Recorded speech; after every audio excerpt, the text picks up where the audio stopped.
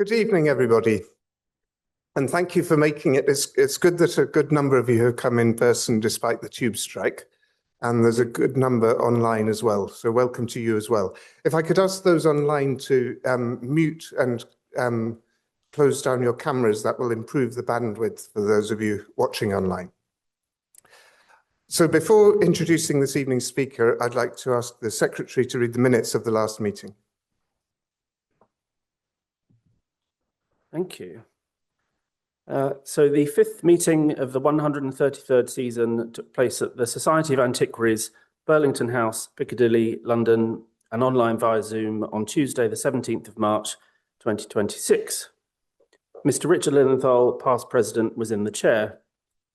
After the minutes of the previous meeting had been read and signed, Mr. Lilienthal introduced Dr. Nicholas Bell, who introduced his presidential lecture, who delivered his presidential lecture, entitled The Revision of the Short Title Catalogue. There were 108 attendees, 48 in person and 60 online. When the meeting was open to discussion, the following took part: Dr. Nigel Ramsey, Mr. Giles Mandelbrot, Gazwan Boutros, Professor Miriam Foote, Dr. Arnold Hunt, and Dr. Jenny Stratford. Mr. Lilienthal thanked Dr. Bell warmly for his paper. Thank you, Liam. And are you happy that I sign the minutes?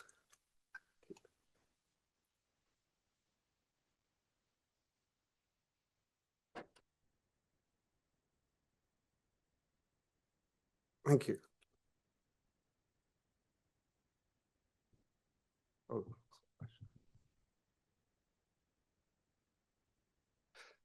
At our last meeting, as the Secretary has just said, we commemorated the 100th anniversary of the printing of the short title catalogue.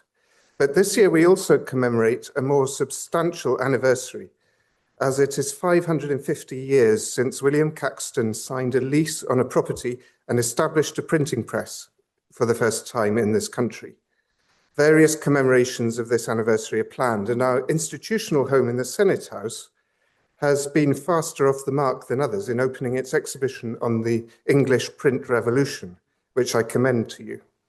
The Society will be planning some further events in the autumn, but it seems appropriate for us to begin this discussion at the very beginning with the setting up of the first printing press in London by John Lettou. Nobody could be better qualified to speak on this subject than Dr. Matthew Payne, who has been Keeper of the Muniments at Westminster Abbey since 2012, but has also worked extensively in the London Metropolitan Archives. Over the past 20 years, we've benefited from a large number of wonderfully well-informed articles, often presenting completely new discoveries relating to the early history of printing and the book trade across the cities of London and Westminster. And I'm sure most of our audience today is very familiar with his work. Matthew has also served the Bibliographical Society for several years as its treasurer, no small job, and he's one of our vice presidents. So without further ado, let me invite Matthew Payne to deliver the Graham Pollard Lecture for 2026 on Who Was Elizabeth Northe, John Lettou and London's First Printing Press. Matthew.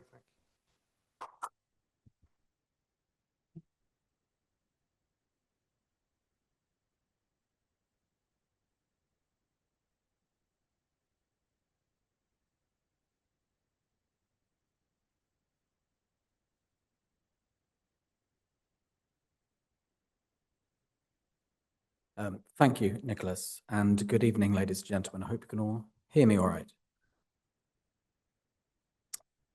In the summer of 1485, a London sergeant by the name of Robert Cocker brought a case to Chancery against a local Dutchwoman called Elizabeth Northe. In his petition to the court, Cocker claimed that sometime earlier he had been dispatched by the mayor and sheriffs of London to Elizabeth Northe's property to recover a consignment of 65 books called the New Statutes, on behalf of a consortium of 4 Londoners: John Chamberlain, William Tame, Hugh Person, and what looks like Richard something. Surname is illegible. This consortium had previously been awarded the books after having brought a plaintiff replegiare to the mayor and sheriff's court in London. When Cocker went to retrieve the books, Elizabeth, he complained, had in turn brought a suit of trespass against him, and because she was very friendly with Sir William Heriot, the former mayor who was presiding over the case of trespass, Cocker feared for the outcome. The addition of the new statutes was undoubtedly that which had recently been printed as Nova Statuta by the London partnership of John Lettou and William MacLinear. Its production has been dated to some point between March 1483 and May 1485. How Elizabeth Northe came to be in possession of the 65 copies of this book has usually been explained by her being the widow of one of the two printers, John Lettou. So, picking largely at random, BMC states that Lettou is listed in the 1483 Alien Subsidy Roll in a property occupied also by his wife, Elizabeth Northe. In the Cambridge History of the Book, we read that de MacLinear seems to have married Lettou's widow, Elizabeth, the same Elizabeth Northe, Dutchwoman, who at about this time brought a suit to Chancery, a sentence almost every element of which is incorrect. For a long time, these statements puzzled me, and I felt that I must surely have been missing something, some very obvious evidence for their confident assertion. But the further I looked, the less sign there was anything to support them. Why, first of all, would she be called Elizabeth Northe? John Lettou's wife, who was indeed called Elizabeth, does indeed appear in the Alien Subsidy Roll in the same property as her husband, but as one might expect, she is named Elizabeth Lettou, not Elizabeth Northe. It seems that the only reason for conjecturing Elizabeth Northe's marriage to John Lettou, never mind a subsequent marriage to MacLinear, which is an entire invention, is her ownership of this large consignment of recently printed books, when it seems likely that one of the printers, Lettou, was already dead. However, Lettou's partner, William de MacLinear, was certainly still alive, and if John Lettou's widow were now in partnership with or even married to her dead husband's original partner, it's surely he who would have been prosecuted for the stock. What it doesn't seem to have occurred to anyone to do is to look into the circumstances of the preceding court case, the case originally brought by the Consortium of Londoners against Elizabeth Northe for the 65 volumes. This, we are told by Cocker, was brought to the Shrievalty Court of London. Unfortunately, inevitably perhaps, the plea rolls of the London Court of Hustings dry up just before this date and do not begin again until the 16th century.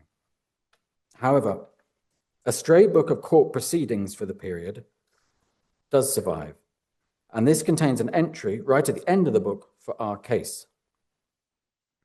It lists the case as having been heard on the Monday before the feast of St. Scholastica the Virgin in the first year of the reign of Richard III, that is, the 10th of February, 1484. This not only gives us a date by which the new statutes must have been printed, but it also provides clearer evidence of the names of those involved. Firstly, of the consortium members, the three individuals we have already met, who are probably all lawyers, are joined by the elusive Richard, being none other than the future King's printer, Richard Pinson, an active participant in the book trade a full 7 years before we have any other evidence of him. Secondly, we have the name of the defendant in the case, not Elizabeth Northe after all, but Isabel Northe. And Isabel Northe does appear elsewhere. She also features on the 1483 Alien Subsidy Roll, a widow and a resident with her two servants, Paul Cowlin and John de Howe, of St. Clement Eastcheap in Candlewick Street Ward. I don't know if you can make that out very well. A small, densely populated parish, which lay on the north side of the main thoroughfare where Candlewick Street became Eastcheap, slightly to the north of London Bridge. What's more, Isabel Northe reappeared at court, this time in an overlooked court case in the Court of Common Pleas in 1486, where her prosecution for trespass against Robert Cocker ended up. In her submission in this case, she stated that it had been on the 27th of September 1483, which, given the date of the original case, must surely be an error for 1484, that Cocker and his henchmen had broken into her house, brandishing sticks and knives, and forcibly removed the 65 copies of the new statutes worth £20 and committed other enormities. So here is an alien widow, but not John Lettou's widow, in the centre of the City of London, in possession of a significant stock of newly and locally published printed books, not imports, acquired presumably directly from the nearby printers.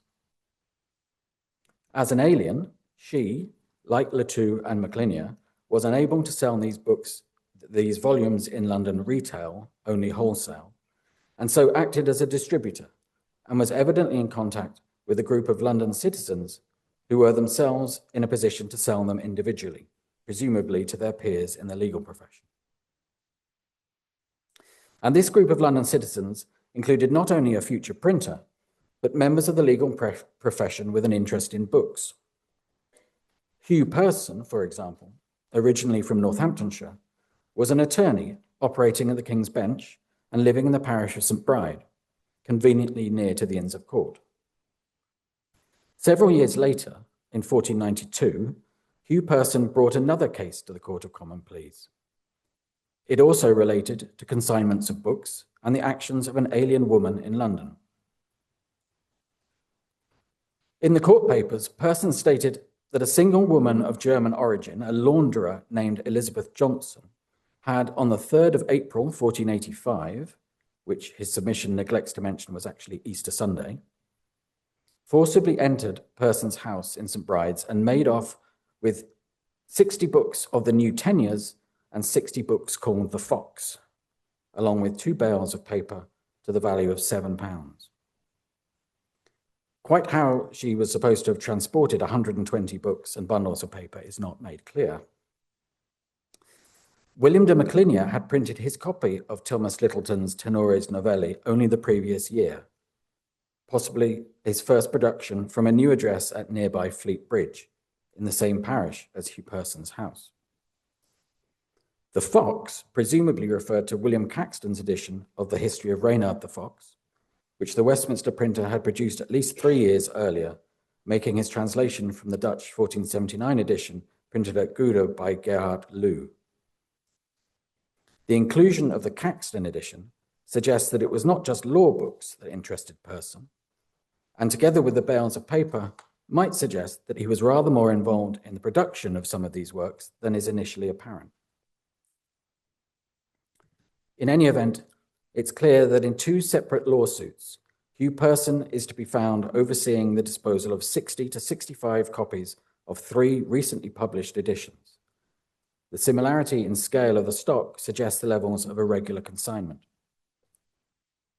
Incidentally, Elizabeth Johnson disputed Person's account of her actions and pointed out that there were different rules for aliens born in Germany and for indigenous merchants, according to a law introduced in 1484, although in fact this reflected a misunderstanding on her part of the new law. But her protestation that the books actually belonged to her, and her subsequent trespass to recover them, is surely best explained only if she were the one who had supplied them to Person in the first place, in just the same way as Isabel Northe had done some months earlier. And so, to answer the question set in the first part of my title, who was Elizabeth Northe, the answer in fact was no one. There was nobody called Elizabeth Northe, and any suggestion of the involvement of John Lettou's widow in the trade after his death is entirely fanciful. But we do have 2 alien women, Isabel Northe and Elizabeth Johnson, acting as wholesale distributors of locally printed books, not imports, in the mid-1480s, suggesting the need for a possible reappraisal of the role of women in the trade at this date.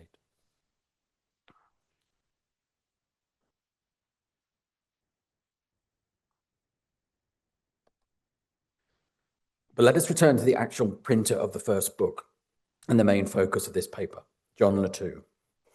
Who was he and where had he come from, and what prompted him to set up business in London when he did? Well, the bare bones of his London career have been known for many years. That he set up London's first press, probably in the parish of All Hallows the Great, in early 1480, and from there produced very high quality printing for several years, latterly in partnership with William de Maclinia, who after about 1483 printed on his own, before moving to Fleet Bridge, presumably after Lettou's death sometime after summer 1483. But I think we can go a little bit further than this. It's long been recognized that the type that Lettou had used had previously been found in use in Rome by the printer Johannes Bull. Bull appears to have ceased printing in Rome in late 1479, and John Lettou first appears in London in early 1480. And although there is a fairly obvious possible explanation for this, few further conclusions have generally been drawn, further than the BMC's statement that the evidence seems to indicate that we are dealing with one individual. But of course, if this is so, this has significant implications, and in fact allows us to draw out a rather more elaborate sequence of events that led to the establishment of London's first press. And here, let me introduce the magnificent figure of Sir John Kendall, one of the great characters of late 15th century Europe. Kendall was a very senior member of the Order of St. John of Jerusalem, that is, the Hospitallers, the military order whose task it was to defend the Holy Land from the Ottoman Turks from their base in the Eastern Mediterranean on the island of Rhodes.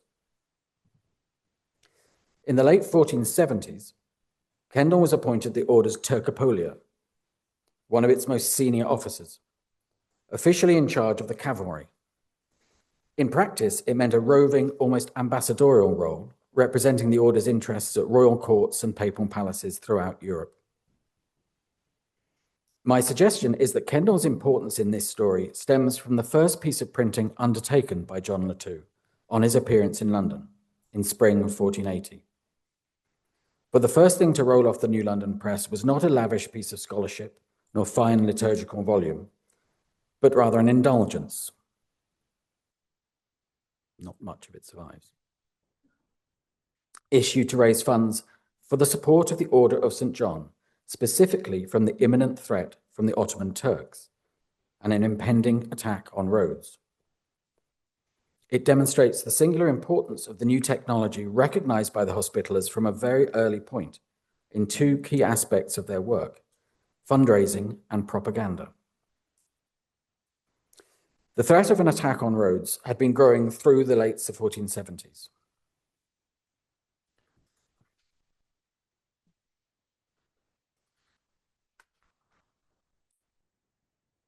It became a familiar refrain throughout Europe that a new crusade was needed to drive the Turks back and to prevent them from capturing important strongholds from the Christian knights.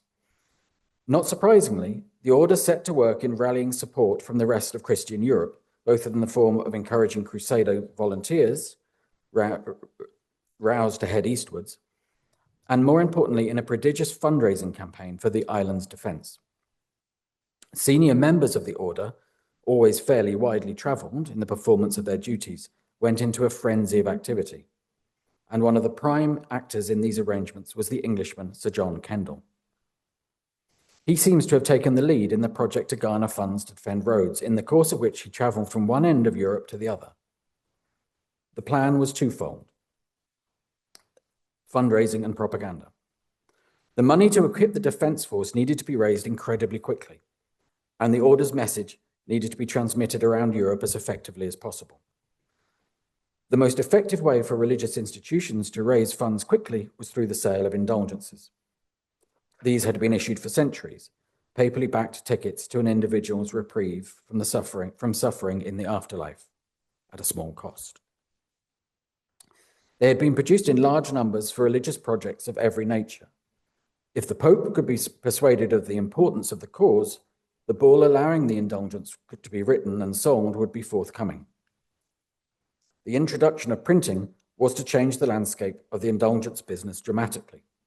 Suddenly, instead of the laboured and time-consuming work of scribes in writing out the text of individual indulgences, leaving a blank space for the name of the buyer to be inserted, and being paid for their work on each item, an initial outlay with a printer could set up a press to run off thousands or hundreds of thousands of identical indulgences in very short time. The market was transformed. The Order of St. John, and John Kendall in particular, had been very early to realize the potential of the printing press for fundraising. Kendall had already witnessed the effectiveness of print as a mechanism for the production of indulgences in England 3 years earlier. In 1476, in the latter part of that year, the order commissioned William Caxton, himself freshly arrived in England from the continent, to produce his first piece of printing in England, another indulgence for promoting war against the Turks. On this occasion, Caxton had been employed by the commissary for the order, John Sant, the abbot of Abingdon, but it seems quite probable that Kendall was involved in the process. He was in England in late 1476, a rising star within the order and about to be promoted to the position of Tocopolia a few months later. In 1476, Kendall may have become aware of the potential of printing and the role of Caxton's Westminster Press, but he may also have seen its limitations. Newly established and perhaps with limited resources, Caxton, it must have been clear to Kendall, on his own, simply did not have the capacity to print indulgences for circulation throughout the British Isles on the scale that Kendall envisaged, and that the order needed 3 years later. Given the importance of John Kendall in establishing the first press in London, it's worth examining his movements over this period in some detail. In late summer 1479, Kendall was in England, conducting an inspection of the priory at Clerkenwell on behalf of Pope Sixtus IV. Kendall criticised the London House, and specifically the prior, for not providing the appropriate level of hospitality, and more specifically for cutting down timber on estates to which he was not entitled.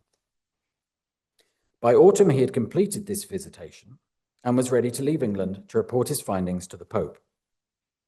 He had arrived in Rome by the 9th of November, apparently travelling with a small party that included Abbot Sant, still at this point the order's commissary in England, the protonotary John Sherwood, heading to Rome to serve as England's first resident ambassador, and 2 Knights of Rhodes, i.e. Knights of the Order of St. John. They took up residence initially at the English Hospice, the centre of the English community in the city, which lay near the Campo di Fiori, a short walk from the Papal Palace.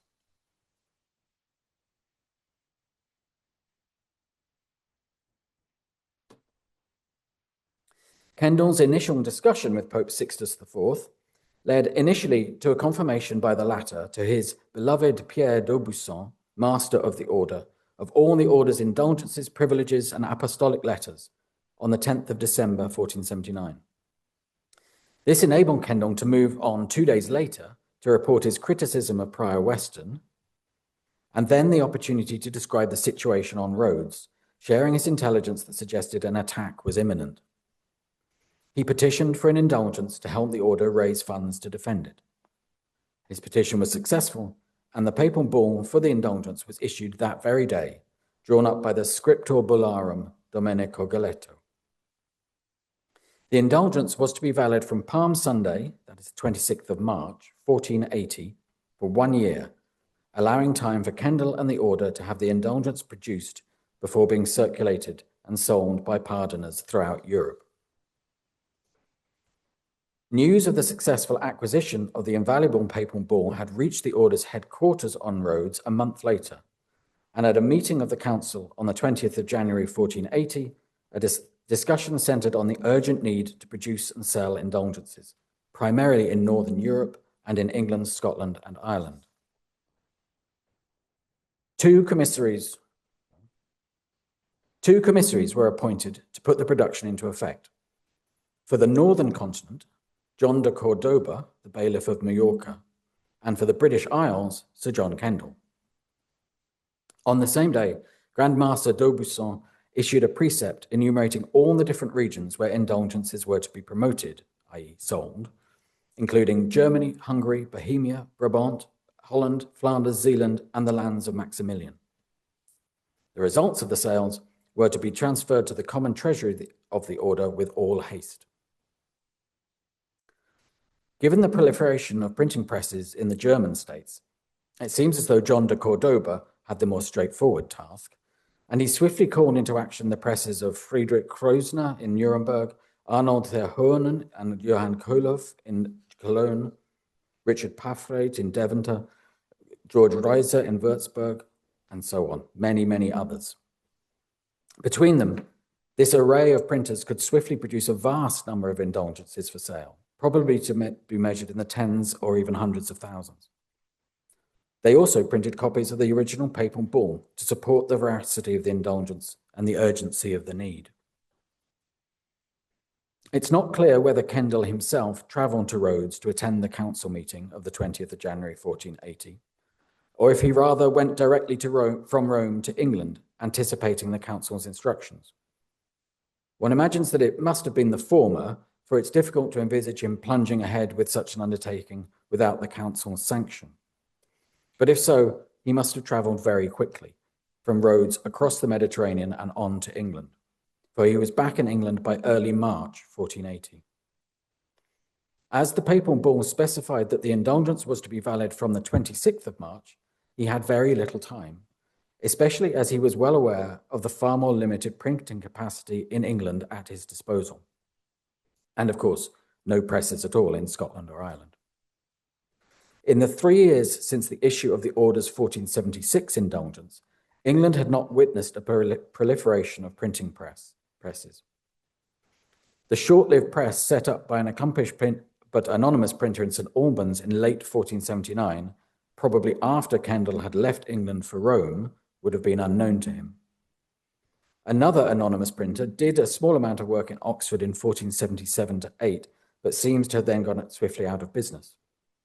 And the more established Cologne printer, Theodoric Rude, was not to establish a more productive press in Oxford until 1481. So at the time of Kendall's departure from England for Rome in autumn 1479, Caxton's press was the only one known to him. His solution was simple. He made arrangements for another printer to travel to England from Rome in early 1480 with his type and set up a further press in London in time for the beginning of the indulgence's period of legitimacy from 26th of March. This was Johannes Bull, otherwise John Lettou. Possibly the arrangement was effected with papal sanction, and for Lettou, the promise of guaranteed significant initial work on the indulgence and a relatively untapped market in England, currently being served by a single printer, must have provided some encouragement. Even then, Kendall was concerned that capacity would not be sufficient. In addition to printed indulgences, he also employed scribes and scriveners to produce further manuscript ones. Furthermore, the fundraising campaign was widely promoted through notices to be read and pinned up in churches. By the 29th of April, 1480, a month into the indulgence's term, Kendall's attention had turned to Ireland, and he'd obtained recommendation from Edward IV to the clergy there. Kendall had no need to actually travel to Ireland, or indeed to the various parts of England and Scotland where the indulgence was being sold. He simply farmed out the rights to the sale of the indulgences to particular localities, which would have greatly speeded up their reach throughout the country. The following day, Edward IV offered protection to all members of the order and promised support should they be attacked anywhere in the Mediterranean. Evidently, Kendall's persuasive approaches to the king were paying off, but it was also clear that time was running out for Rhodes. On the 4th of May, the papal bull was extended, and the next day King Edward made a grant of the advowson of Boston to the order, presumably in an attempt to supplement the finances.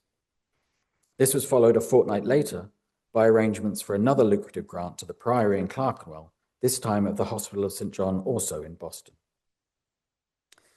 On the 23rd of May, 1480, the island of Rhodes was finally attacked. 5 days later, all brethren across Europe were summoned to the island's defense and ordered to bring supplies. John Kendall evidently took up the summons, although it was probably not before late summer that he was able to leave England. He had remained in England from early March until late summer, overseeing the production and sale of the indulgence and the collection of the resulting revenues.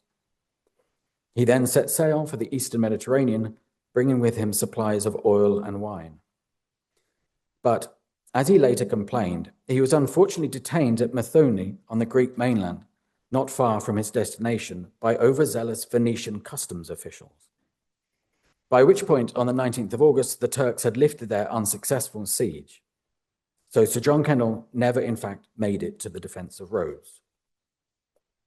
Kendall was back in England by the 1st of November, when he and Prior Weston were granted a license to export 320 cloths without payment of customs.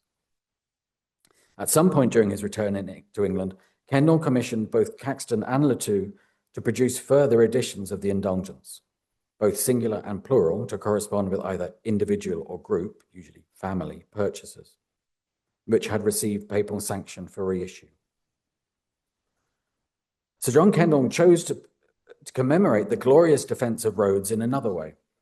Despite not actually having managed to reach the besieged island, Kendall had a bronze medal struck, proudly bearing his own likeness in profile and his coat of arms on the reverse, with an inscription stating that it was made at the time of the siege of the island by the Turks, 1480. The sculptor of the medal, the first such item produced for an Englishman, was probably Niccolo Fiorentino, a sculptor who worked largely in Venice, Florence, and the Dalmatian coast, perhaps indicating that Kendall had commissioned the commemorative object on his return from his unsuccessful attempt to reach Rhodes in the summer of 1480. The medal survives a number of copies, suggesting it was widely circulated, and proclaims a level of bombast and self-promotion in the non-fighting Englishman that might just have embarrassed a lesser man. But what of John Lettou? It might be asked, firstly, why the printer in Rome, Johannes Bull, might have changed his name on reaching London to John Lettou, that is, John the Lithuanian, and why did he settle in the parish of All Hallows the Great? Let's look at the second question first. The Church of All Hallows the Great sat on the south side of the city, at the north end of a block that fronted onto the river, with wharves, Haywharf, Cold Harbour, and others along the riverfront. The smaller Church of All Hallows the Less sat immediately to the east. Both churches fronted onto Thames Street, the long major artery of the city that ran parallel to the river from west to east. The area in which the church lay was dominated by the Steelyard, the London headquarters of the German Hanse. This complex of buildings occupied 2/3 of the ward on the west side of the church. Hanseatic merchants frequented the church, worshipped there, and were buried there. Imports from the Hanseatic cities flooded in through the Easterlingshall Quay, and the German merchants lived in and around it. It was here, among the Hanseatic merchants and businesses, that Lettou and his wife Elizabeth chose to live, and where his press was established.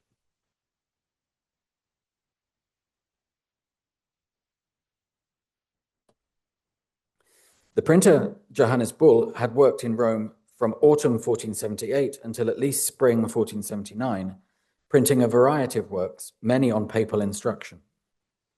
In 2 of his colophons, Bull describes himself as being from Bremen, the leading Hanseatic city of northwest Germany. The earliest works printed by Bull's press while he was in Rome were the papal bulls issued by Pope Sixtus IV excommunicating Lorenzo de' Medici and imposing an interdict on all of Florence for the latter's brutal reaction to the failed assassination attempt by Girolamo Riario, Francesco Salviati, and Francesco de' Pazzi, apparently organized with the Pope's tacit support.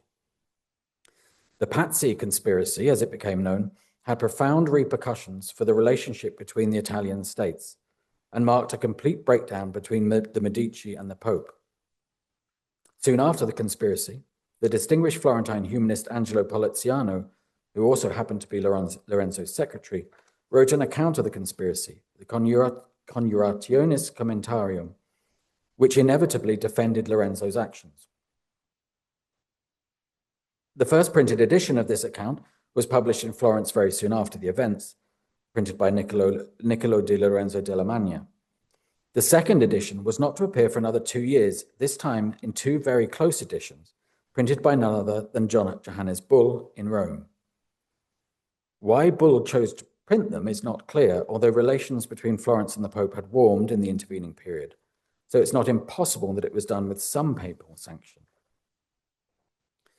If the Roman John Bull is to be identified with the London-based John Lettou, we must therefore construct for him a biography which takes him from apparent origins in Lithuania, west to Bremen, before a move south to Rome and on eventually to England.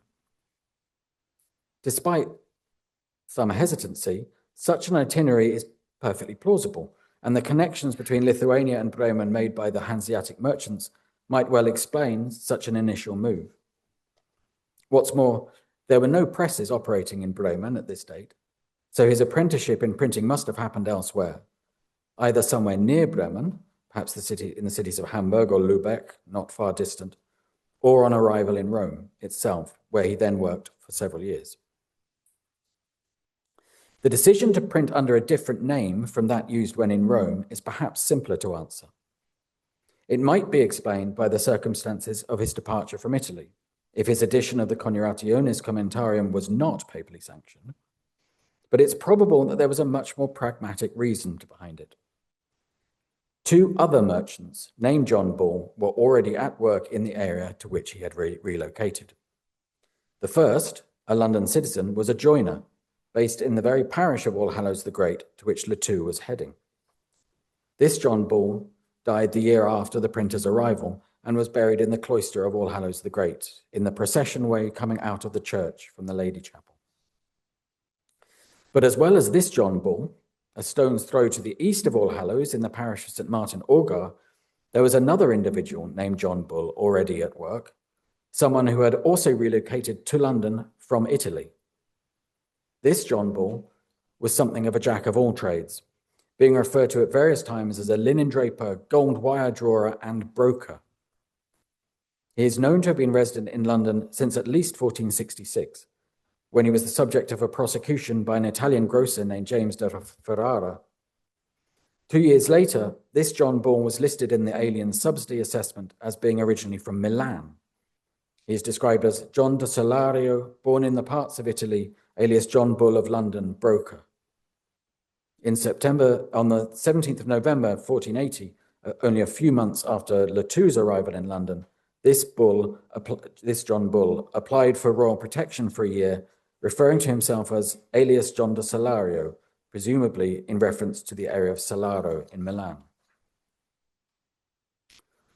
It was perfectly common for alien merchants to go by more than one name. John Lettou's own future business partner appears both as William de Maclinia and William Ravenswold. John de Westphalia was also known as William von Acon, and so on.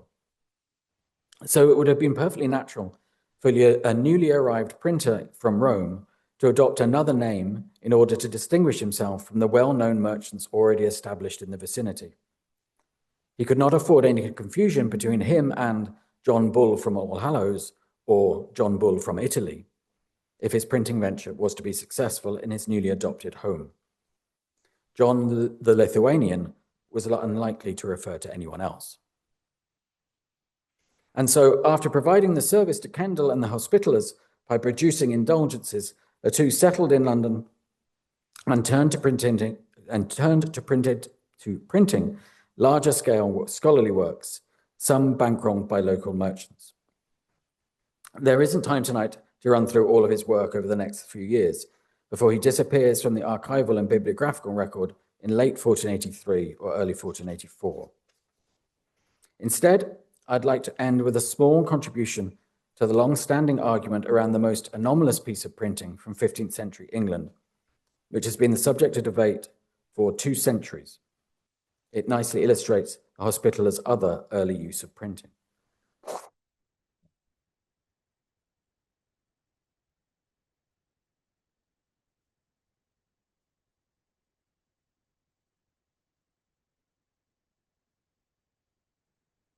The successful defence of Rhodes, important though it was, did not remove the threat that the island was under.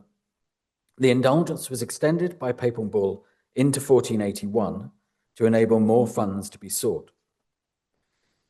The other avenue open to the order, to raise awareness and thereby keep the money flowing in longer term, came in the form of what might loosely be called propaganda. Within months of lifting the siege, a first-hand account of the action was written by Guillaume Caussin, the order's vice-chancellor, who had distinguished himself during the battle. The Latin text was swiftly printed in numerous editions by printers throughout Europe and proved an international bestseller. In Passau and Venice, the printers Benedict Mehr and Erhard Redolt soon produced versions in German and Italian for a still wider audience. It took a little longer for the idea of a version in English to appear, and the resulting edition was only published sometime after 1481, possibly as late as 1483. The English translation of Caussin's text, which alters and expands the original in some degrees, is presented as being the work of John Kay, an otherwise unknown author. In his brief introduction, Kay describes himself as the humble poet laureate to Edward IV, and that he had seen and read in Italy details of the siege. No such formal position as poet laureate existed at this date, nor is anyone of this name recorded as receiving any commission or annuity from Edward IV. The recent, and to me slightly curious, suggestion that the identity of John Kay lies with the Cambridge teacher Caius Alberinus is unsupported by any evidence, as far as I can see. As Alberinus had no known connection with the Order of St. John, is not known to have studied in Italy, nor to have had contact with printers in London, it's difficult to see why he would pen such a translation, nor why he would almost immediately alter his name after doing so. Far more likely, surely, that the identity of John Kay is to be found rather closer to the order itself, as part of their efforts to promote the causes they were defending and garner support in all forms for their activities. The translated edition was one aspect of this effort. The man appointed to oversee work of this nature in England was John Kendall, John Kay, a regular visitor to Italy and the papal court, whose particular job as commissary was promoting the cause of the defence of roads throughout England, Scotland, and Ireland. This supposition may receive some support from the printing itself. It's a bit more tangential. The type used in the single surviving copy of Kay's Siege of Rhodes has caused a great deal of perplexity among bibliographers. Dibdin, 200 years ago, expressed severe reservation about ascribing it to Caxton, although ultimately he did. Duff, over a century ago, concluded that who the printer was, I do not think can ever be settled. The ISTC simply classifies the printer as the printer of Caussin, either positing an entirely new printer into the London landscape who produced only one item, or hedging their bets between the two generally accepted candidates for the role, William Caxton and John Lettou. Until relatively recently, Paul Needham's argument that the printing was in fact the work of John Lettou had been gaining some acceptance. But more recently, the BMC supports the printer of Caussin as an unknown entity, pointing out that elements of the font used in this work were distinctive from both Caxton's and Lettou's. But the paper stock used to produce it was used also by both printers. Does the answer perhaps lie in some form of collaboration between the two printers at the instigation of the translator/commissary, Sir John Kendall?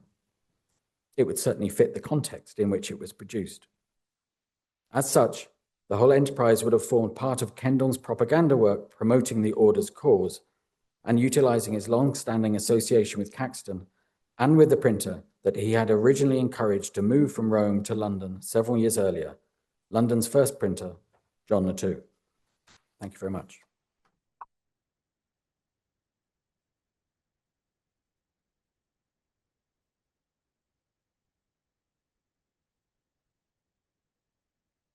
Thank you, Matthew, for that really impressive talk.